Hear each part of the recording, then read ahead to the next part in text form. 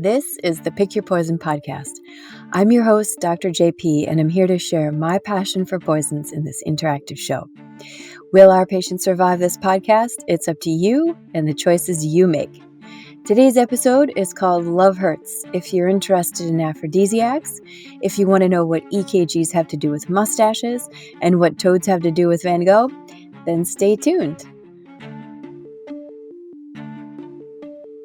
Our patient today is a 25-year-old man who comes to the emergency department complaining of vomiting and diarrhea.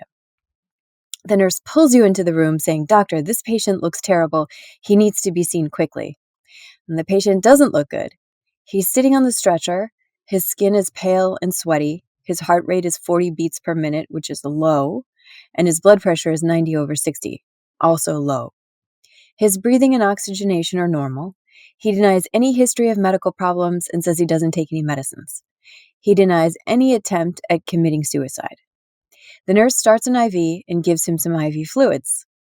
So question number 1 in today's interactive podcast is, which of the following tests is the quickest for giving us a clue about what is poisoning our patient? Answer A, an EKG, or answer B, lab testing.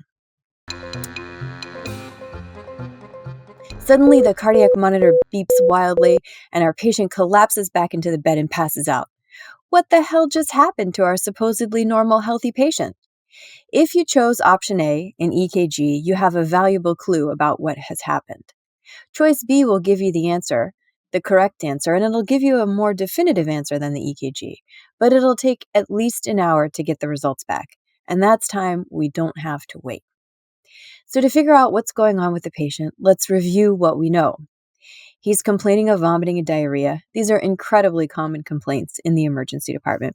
Sometimes they do indicate emergencies or life-threatening conditions, but in healthy people, it's often something as basic as a stomach virus. There is a red flag in this case, though, and that's the patient's low heart rate. People with vomiting and diarrhea can become dehydrated, and that can lower the blood pressure.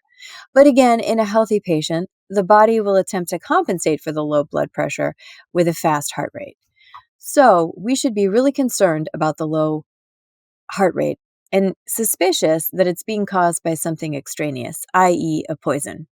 This is a poison podcast, so let's not waste time and let's get right to the toxicological causes of a slow heart rate, or bradycardia in medical terms, and low blood pressure, hypotension. So there are 4 big categories, and the first 3 are caused by drugs, specifically calcium channel blockers, beta blockers, and alpha blockers. These are medicines you may have heard of like clonidine, Norvasc, atenolol, metoprolol, and all of these drugs are used to treat high blood pressure.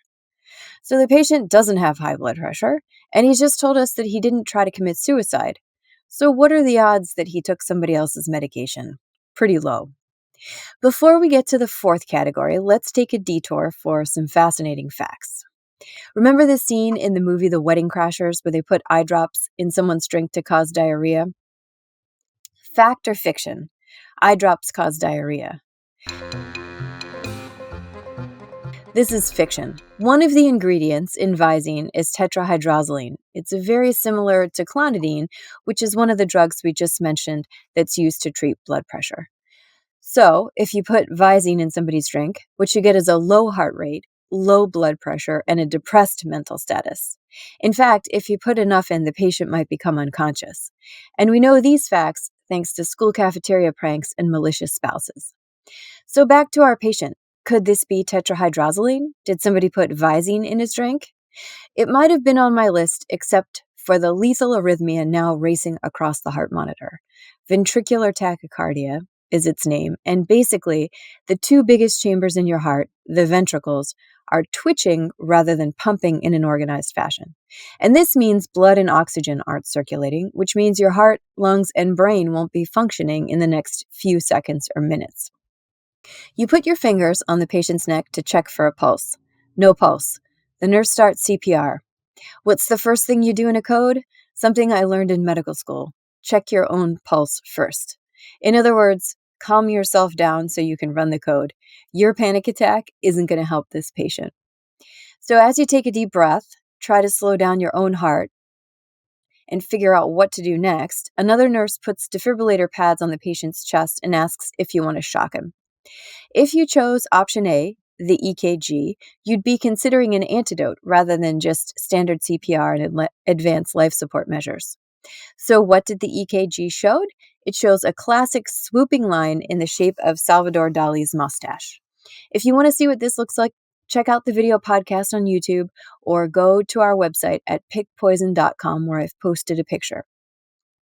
This classic sign on the EKG means the patient has been exposed to digoxin or a digoxin-like substance. So what's digoxin? It's a drug used to treat atrial fibrillation and congestive heart failure. It's a very old medicine. Its first official publication was in 1785 by an English physician named William Weathering, and he described its use for the treatment of dropsy.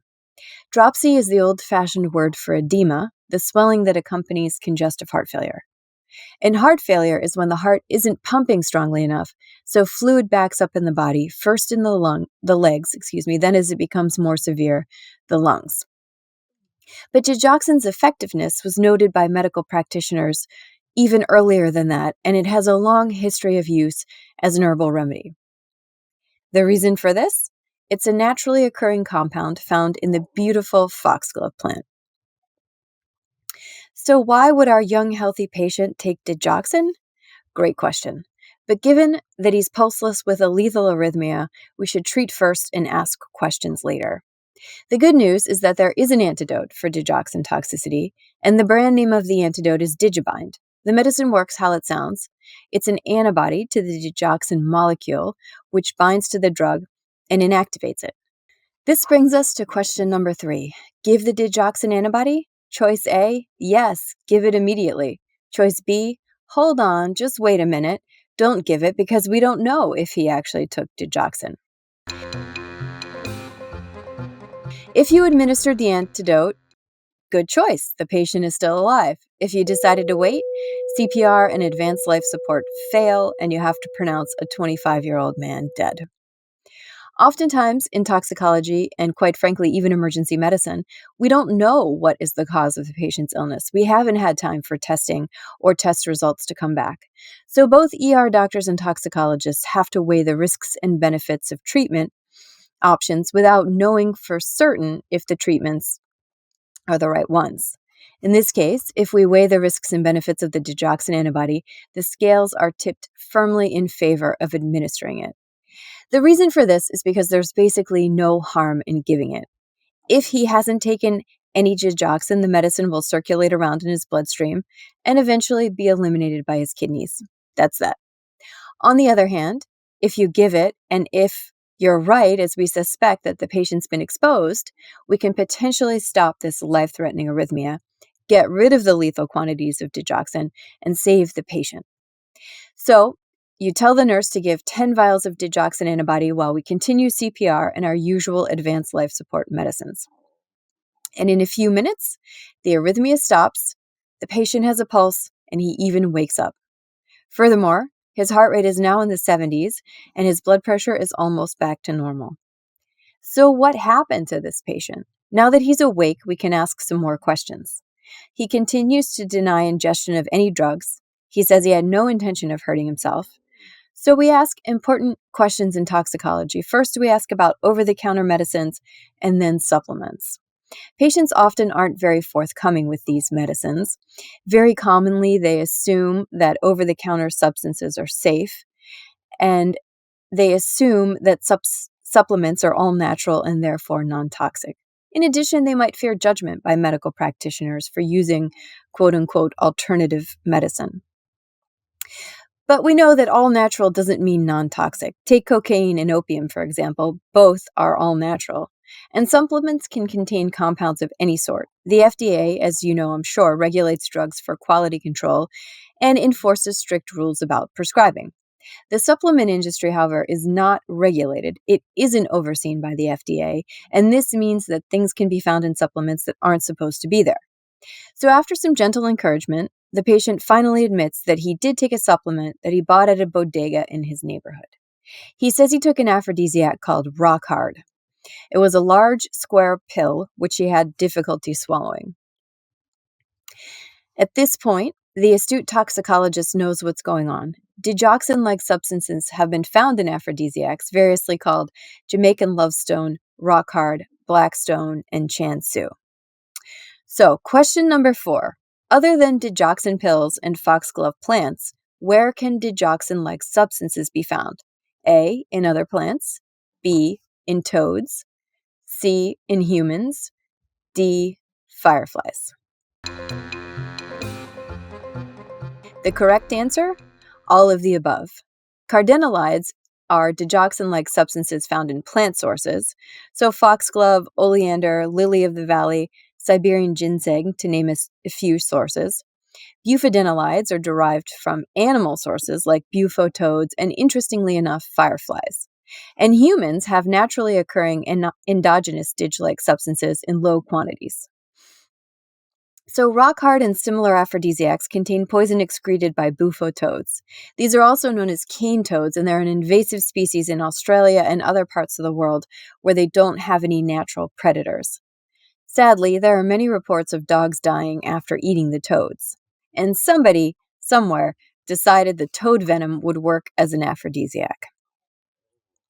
According to the internet, one of the toxicologist's most reliable resources, these square-shaped pills are meant to be rubbed on the male external genitalia. That's right, rubbed on and not ingested. Apparently, rubbing just the right amount leads to tingling and prolonged performance. Too much leads to burning and complaints from female partners about intravaginal burning. Sometimes the pills are sold in bodegas or gas stations without instructions, or the instructions might be written in a language that's different from the patient's, Chinese, for example. This leads to confusion, ingestion, and unfortunately death. So digoxin is a fascinating topic, and it's a great example of a classic toxicology aphorism. To paraphrase Paracelsus, one of the fathers of modern toxicology, the dose determines the poison. So digoxin in therapeutic doses can treat heart failure and atrial fibrillation, but in overdose, it can be lethal. So how does digoxin work? It increases calcium inside the heart cells, and increased calcium makes muscle contractions stronger. The heart is basically just a big muscle, and this is why it helps with congestive heart failure in patients whose hearts aren't squeezing enough thanks to damaged muscle. But increase the calcium too much, and the muscles start contracting chaotically, i.e. fibrillating.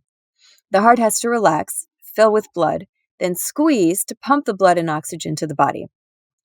If it's fibrillating, then there's no time for relaxation, which means no blood is circulating, which means not enough oxygen is being carried to the body and the brain, and ultimately the heart itself. So back to our case, the patient has several recurrent episodes of ventricular tachycardia. Each time you give additional doses of Digibind. And after 48 hours, his symptoms finally stop. He's discharged from the hospital with no sequelae. This is a fictional case, as are all our cases to protect the innocent, but it is based on real poisonings that have occurred periodically.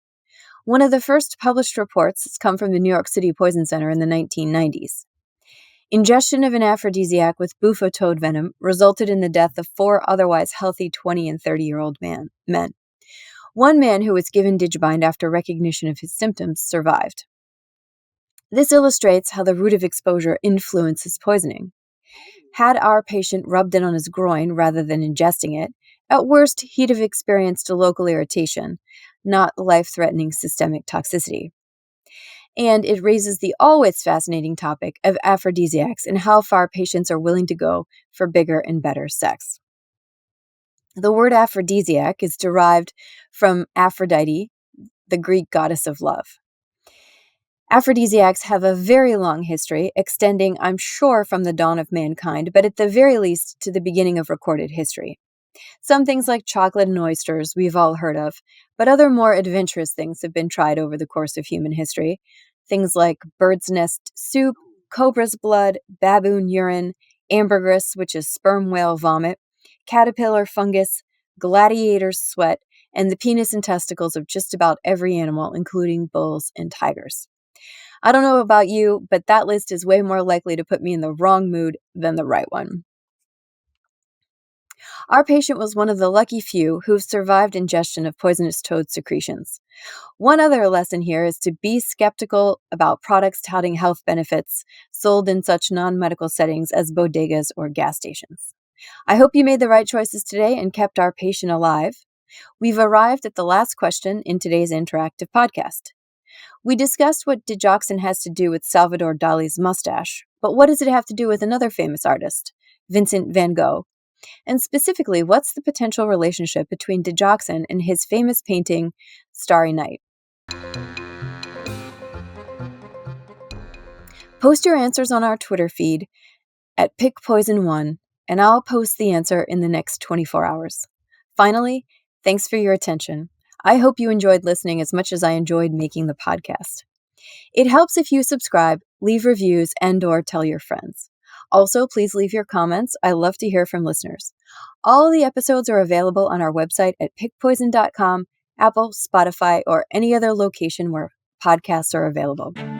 Our Facebook and Instagram pages are both at PickPoison1, and additional sources like references, photos, and EKGs are available on the website along with a transcript. Please remember that while I'm a real doctor, this podcast is fictional and meant for entertainment and educational purposes, not medical advice. If you have a medical problem, please see your primary care provider. Thank you. Until next time, take care and stay safe.